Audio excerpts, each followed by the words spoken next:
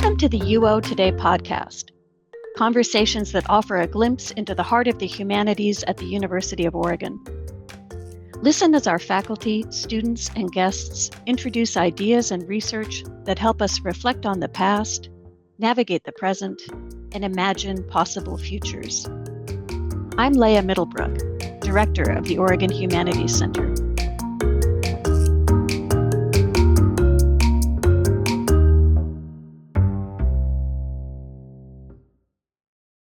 My guest today is Deepa Iyer, a South Asian American writer, strategist, and lawyer. Her work is rooted in Asian American, South Asian, Muslim, and Arab communities, where she spent 15 years in policy advocacy and coalition building in the wake of the September 11th attacks and the ensuing backlash.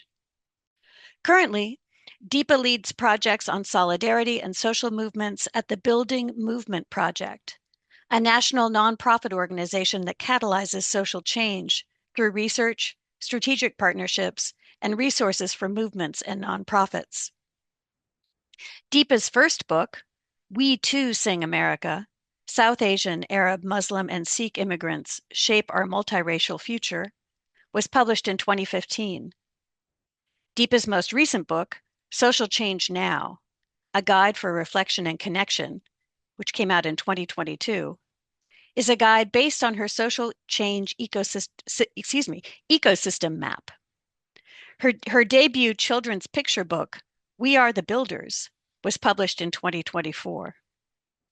On May 14th, 2025, Deepa will give a lecture titled Reimagine Our Social Change Ecosystems as part of the UO's 24-25 Lorwin Lecture in Civil Rights and Civil Liberties.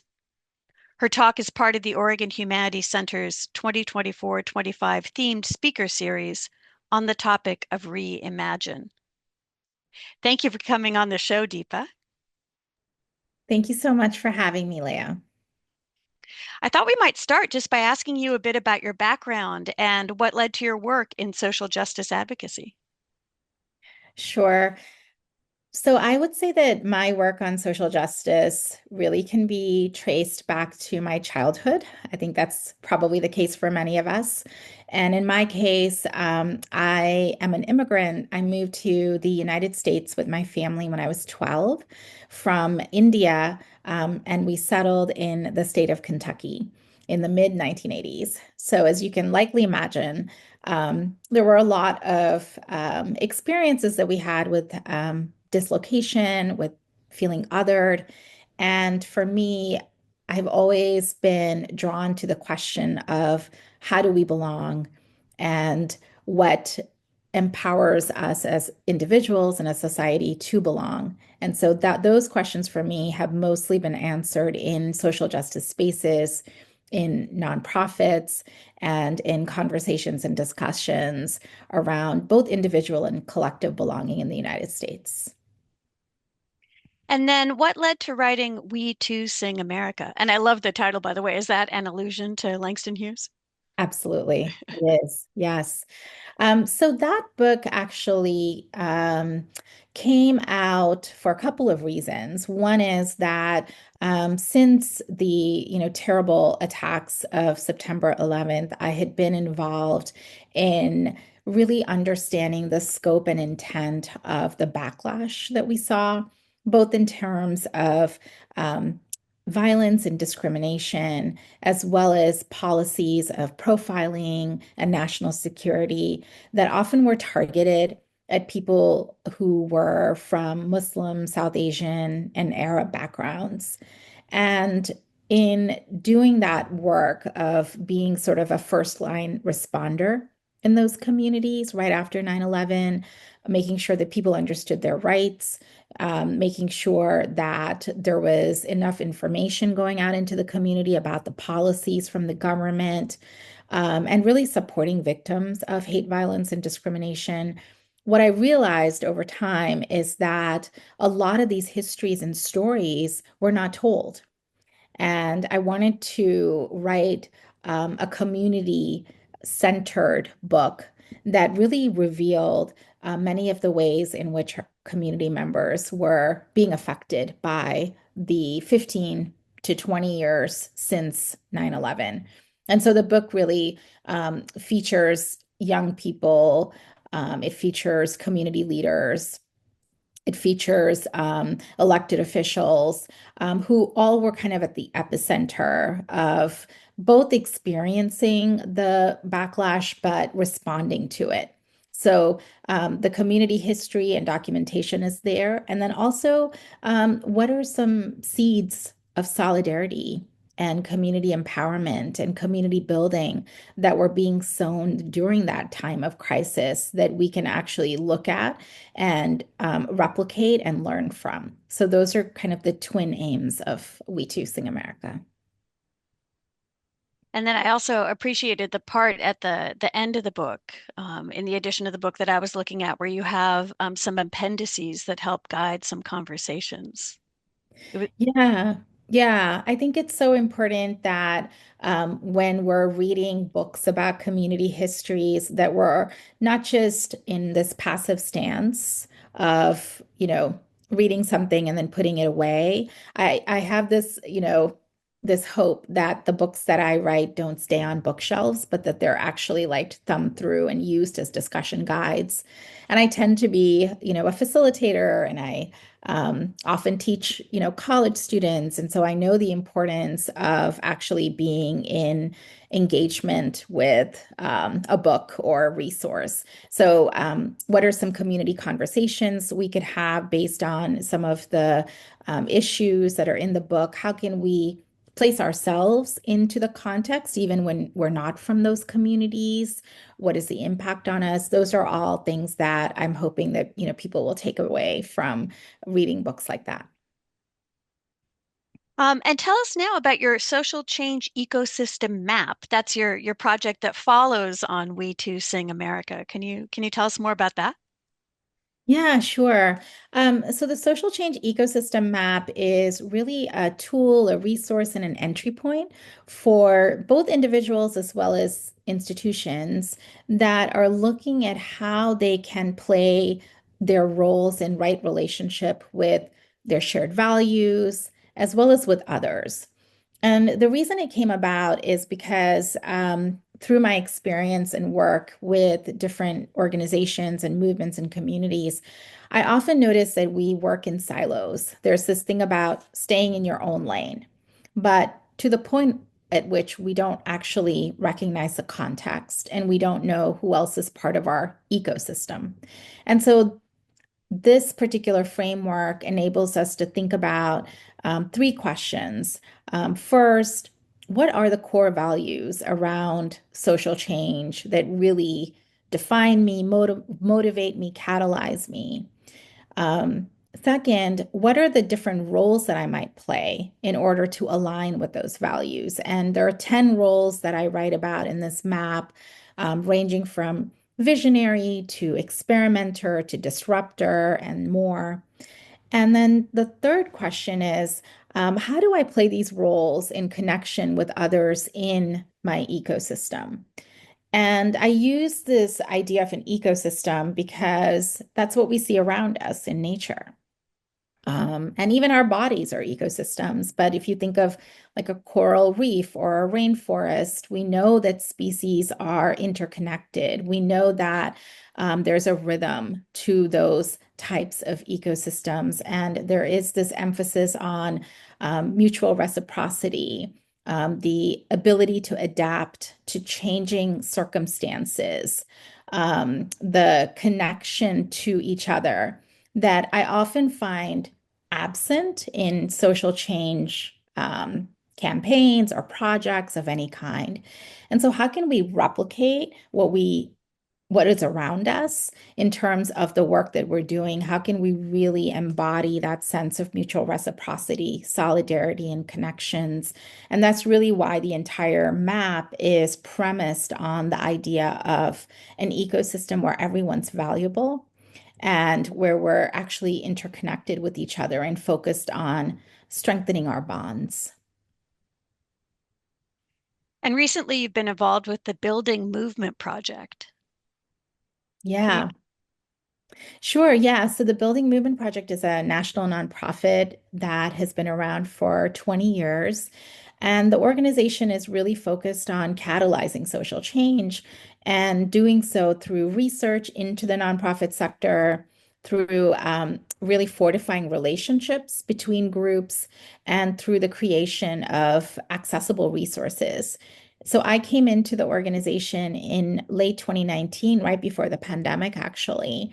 And I was fortunate to bring a project that I had been thinking about and seeding called Solidarity Is. And Building Movement Project hosts Solidarity Is. And what we try to do with Solidarity is really think about what does this word solidarity mean? It's a buzzword. We usually think of slogans. We think about it at movements of crisis, moments of crisis. But what does it actually mean to move beyond the transactional nature of solidarity? Like I show up for you, you show up for me. And what does it mean to think about it in a more transformative way? How can solidarity be a way for us to take some courageous actions and transform our understanding of ourselves and another person? How can solidarity be a practice, a verb, rather than something that we engage in when there is a crisis in our communities? So those are some of the conversations or starting points for the project that I run, and we are really focused on playing three roles. Going back to the map, we are builders, so we create opportunities for people to learn about and understand the fundamentals of solidarity practice. We are weavers, which means that we actually bring organizational leaders in connection with each other to find the common threads that connect us. And third, we're storytellers. So we lift up stories of solidarity that are happening all around the country and even the world, but not just the successes. We want to talk about the messiness of solidarity because it isn't actually as easy as we think to practice it. So, what can we learn when people say, this was really hard, or I had to do this over and over again, or I learned something about myself in the process? So, hopefully, through this work, more people and leaders of all ages and backgrounds can learn a little bit more about themselves and how to practice transformative solidarity. Yeah, that's such a great intervention. I think, it's I I remember that a very long time ago, this is kind of a funny reference, but Gloria Steinem, the feminist activist, turned 50 and people were saying to her, "You don't look 50." And she said, "This is what 50 is like." And I like this idea that, this is what solidarity is, right? Solidarity is this. It's messy and it's ongoing, and sometimes it's relevant, and other times it may sort of disappear from view for a little bit, but it's an ongoing, it Yeah. participates in an ecosystem. Yeah. Yeah, and it's iterative. And it is, I think that often in social justice spaces, we want this like packaged information, like use this particular way of doing things and it'll work out great and you can keep replicating it. But that's not the case. And I think it's mainly not the case because so much of social change work, so much of solidarity work is about relationships, and relationships are messy no matter what. We're trying to live into them. We're trying to learn about ourselves. We're trying to change the last time we did something that didn't work out and we're doing it again. And so I do think that it is a process that is constantly in formation. And it's that I think that knowing that and realizing that also helps us to not feel badly if we don't hit the mark or we quote fail, right? We think about solidarity often as experimenting with it and learning and then course correcting as needed. Iterative. Yeah. No, that's yeah, that's very helpful as a way to think about it. So Indian Americans are actually the largest Asian group in the country, according to the US Census Bureau. Um, what challenges does this community face in our current political climate? Do you have ideas about that? Yeah, I do. I do. Yes, that's a great question. So, I think that Indian Americans, like some Asian American communities, are often prone to the model minority myth, this belief and perception that this community has no issues, no problems, that it's succeeding economically, educationally, et cetera. And while that might be true for some members of the community, it's important to kind of look at the community as a complex set of folks, not just a monolith.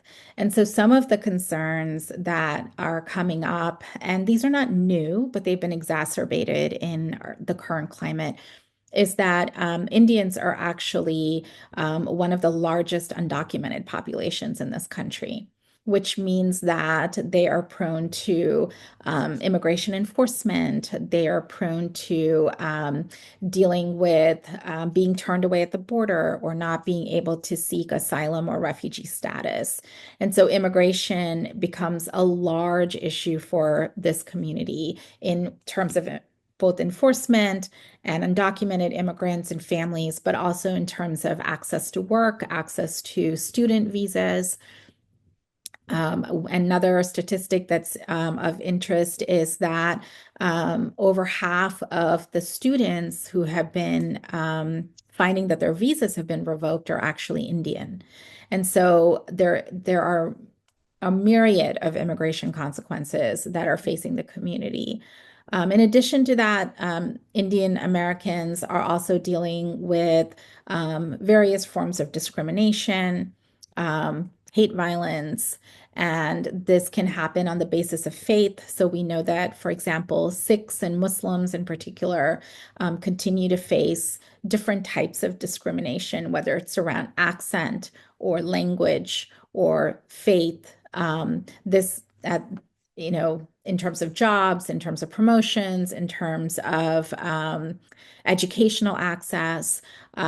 We know that young people in Sikh and Muslim communities face large, experiences of bullying and mistreatment in schools. So both immigration and civil rights issues tend to be ones that our communities face time and again and report out on. And as I mentioned, these aren't new, but we are definitely finding that they have been exacerbated in the current climate. Mhm. Um, and have you been working at all also on the attacks on DEI initiatives? Have you been thinking about that as well? Yeah, so there are a couple of different ways in which, the current climate has been affecting strands of work. One is definitely around the ways in which DEI programs and staff and practices are being dismantled. And this has so many different impacts, as you know.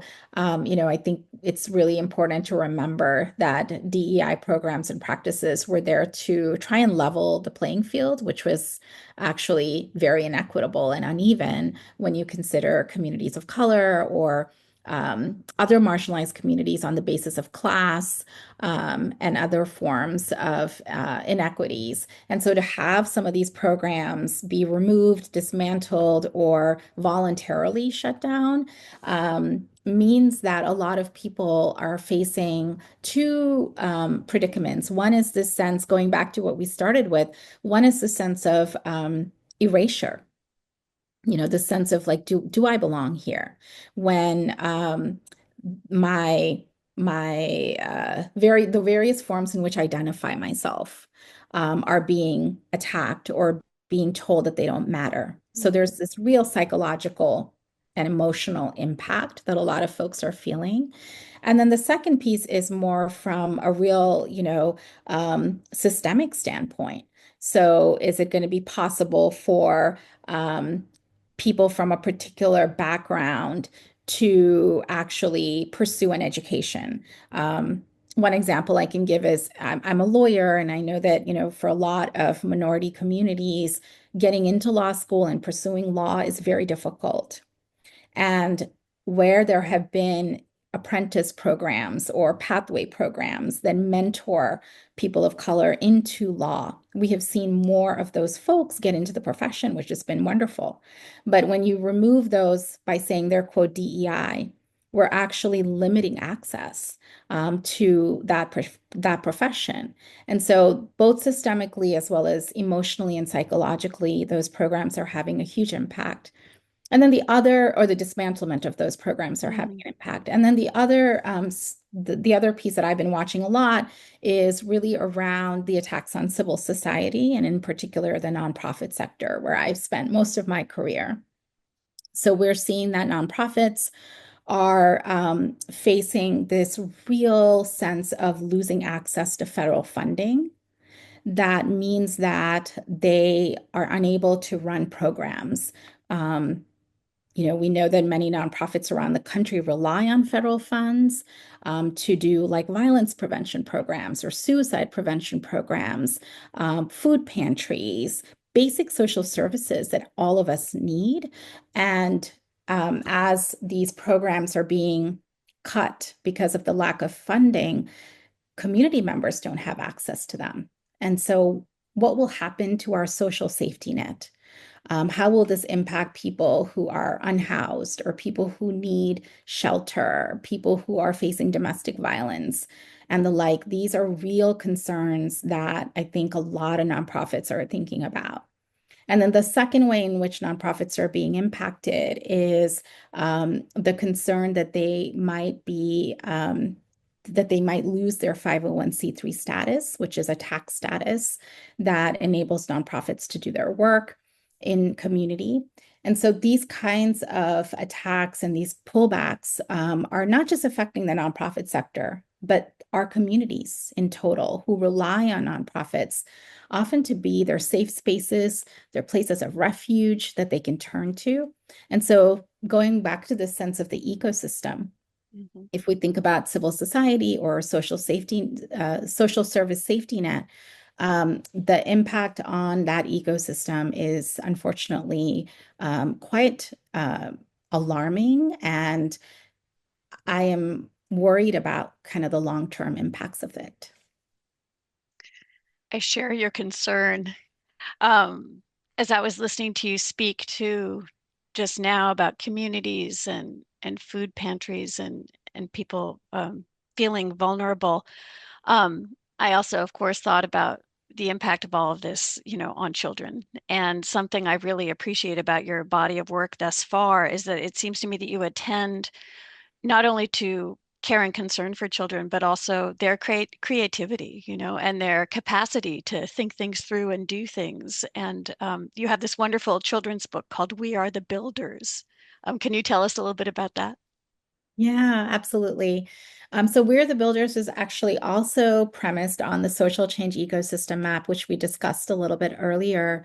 And the reason that I wrote it is because when I was putting out the map sort of broadly, I noticed that I was getting a lot of emails from teachers, kindergarten, first grade, second grade teachers, who told me that they were using the map to help children understand who are the community helpers at our school, in our neighborhood, et cetera. And often we think of firefighters or the principal, right? But the words that are in the map do something more because they're not about your job. They're about your unique skills and your gifts. Like, for example, experimenter, which means that you can find fresh solutions to hard problems, or weaver, which means that you can actually listen to different people's opinions.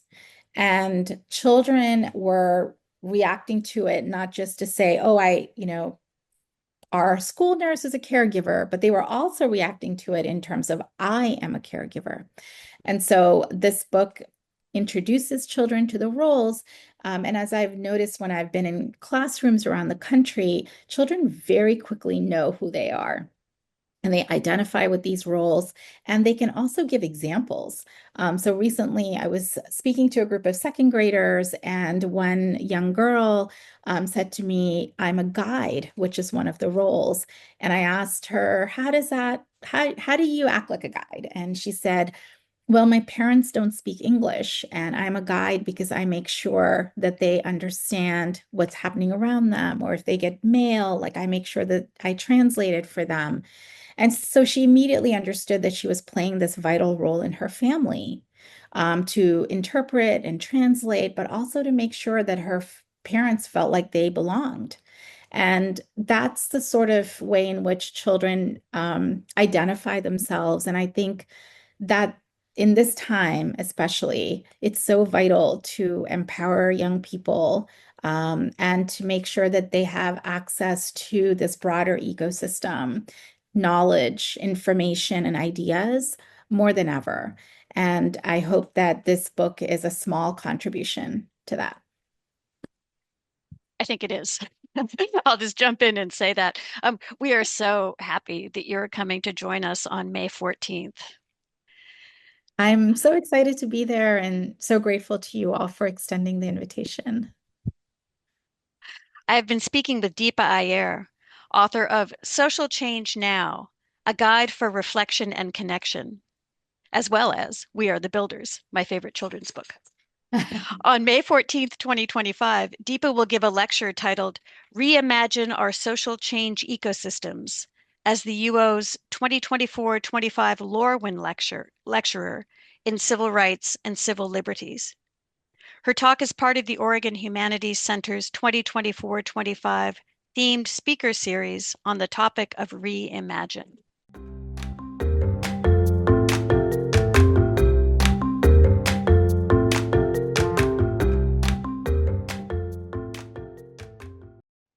Our research notes segment helps us keep current on recent developments in University of Oregon faculty and student research.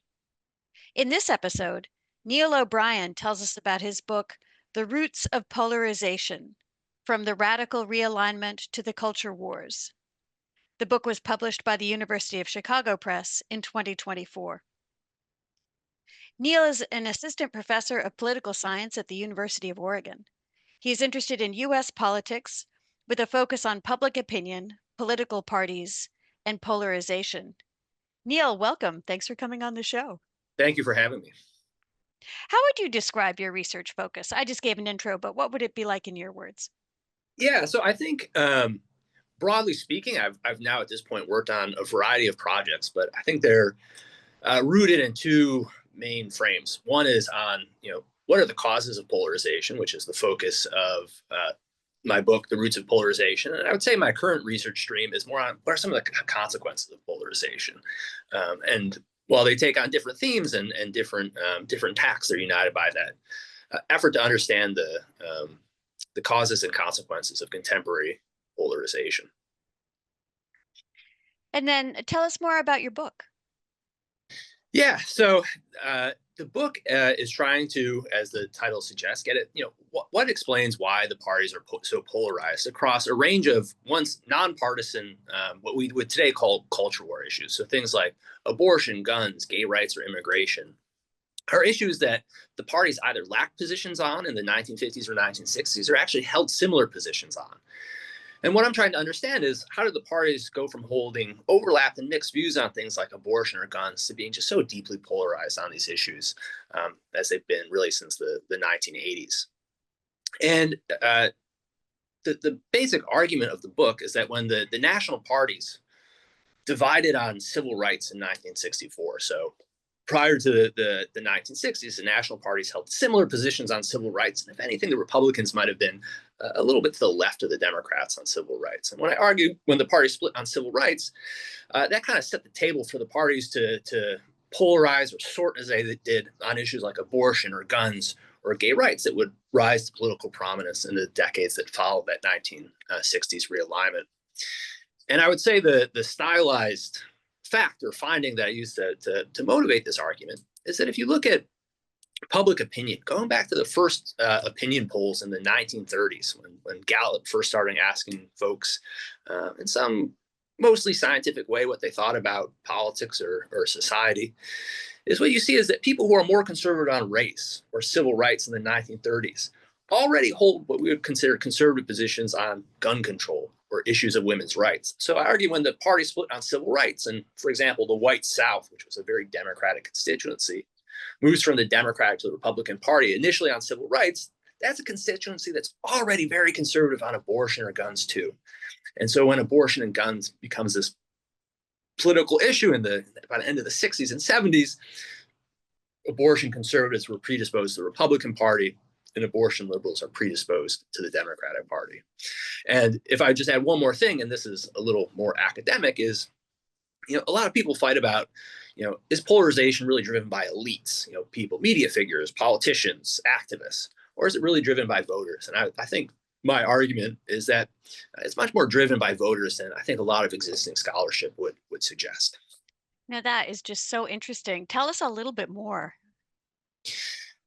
Just Yeah. sort of about what leads to that conclusion, because that's not what I was expecting to hear, and I bet you that many listeners weren't expecting that either. So. Yeah, so I think there's a few ways that you can think about it. I'll tell one way I thought about the book is what was an opportunity for an alternative outcome?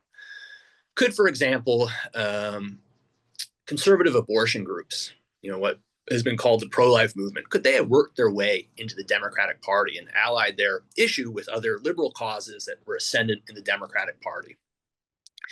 And there's a lot of literature and political scientists that argues that activists really play a central role in pushing the parties apart, whether it's on abortion or guns or gay rights, immigration. And what I wondered is, was that the case, or was it more open-ended? And so I went around to various archives of early abortion activists and then some broader conservative movement activists or liberal activists that really played some of really founded some of these movements, we might call them, that have become just so prominent in our politics today. And what's interesting is that many early pro-life activists were really open to either party picking up their cause. And many wanted to ally with the Democratic Party because they themselves were these liberal Democrats. So there's this one woman, Nellie Gray, who founded the March for Life. It's a now very prominent anti-abortion rally that's held each January in Washington, D.C. And Gray was an interesting person. She was a lawyer in the Labor Department in the 1950s. She's heavily involved in the civil rights movement. But she's also just very opposed to legalized abortion. And so when Roe v. Wade happens, she's upset and she goes to Ted Kennedy and other liberal Democrats that she had political connections with on Capitol Hill and said, you have to pick up my cause. And they one by one turned her down. These were her allies during the civil rights movement that she worked with, and they turned her down. And the person who told me the story said that Gray's jaw dropped when it was Republicans, not Democrats, that were initially more supportive and continued to be more supportive for a cause. And so despite her wanting to ally with Democrats, she gets pushed into the Republican Party. I argue because a lot of the constituencies that would prove to be more conservative on abortion, evangelicals, white evangelicals, rural voters, we're either up for grabs or we're starting to move to the Republican Party because of the civil rights realignment or because of Vietnam and other social issues that had arranged the forum that were bundled in this cluster of attitudes. Really interesting. Well, I look forward to reading the book. Tell us, what makes your work on political polarization important to humanity? That's a big question. Yes, and there are parts of it that probably seem self-evident, but we're just really interested in getting at that in this little segment. Yeah, so I think in context of this book, I think we often think about, does politics reflect society, or does it go the other way? Does politics shape society? And I think that's a central question to politics today, politics in the 1960s, and it's a little bit of a chicken and egg game. And I think this is one way to think about, there's been these long-standing, enduring features of public opinion that have worked our way into our party system. And I would say, at least initially, it was, I think, politics reflecting society. I think you could argue today that, as institutions and structures and politicians and activists and other stakeholders become very strong, it can work in the reverse too. Republicans or Democrats say something, Republicans and Democrats, depending on your party, either like it or dislike it as a kind of a reflexive matter. So I think that's one way it speaks to broader questions of humanity. Mm-hmm. I also noticed that you just were speaking, I think, on NPR a little bit about medical outcomes. That seems like another great example. Yeah. So if I can make a quick plug for that research agenda, I would say this is sort of my second part of my research stream of like, what are the consequences of really intense polarization. And in that article, and it's become a set of articles, what we argue is that during the COVID crisis, as folks know, how people responded to the medical community's response to the pandemic, whether that's from Anthony Fauci or other institutions, became very partisan. Whether people liked or disliked various pandemic-related interventions, such as wearing masks or vaccines, had this very partisan hue to it. So, for example, Republicans would get vaccinated at lower rates than Democrats. And in that research, what I was wondering when as the pandemic was unfolding is this partisan gap that seems to emerge around COVID-related measures, does that extend beyond COVID? Does that extend to people's trust in their own personal doctor, whether they follow their doctor's advice, even on non-COVID related matters? And what we find is that, up until the end of the 2010s, medicine, trust in doctors, completely nonpartisan. One of the few things that was nonpartisan.